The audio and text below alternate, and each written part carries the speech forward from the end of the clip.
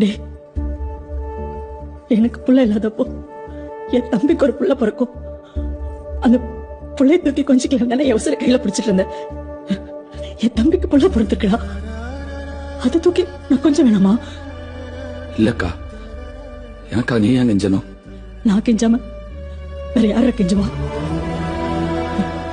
டே, நீ என் தம்பிடா, என் அப்பா, என் சாமிடா. நீ அவ கால விழுந்து மன்னிப்பு கேட்டு அவளை கூட்டு வந்து உன் கால விழுந்து மன்னிப்பு கேட்கலாம் வந்து அக்கா, பாவம் பண்ணிட்டேடா இன்பா. என் புள்ள நல்லதுக்காக உன் போட்டோக்கு மாலை போட்டுட்டேனேடா.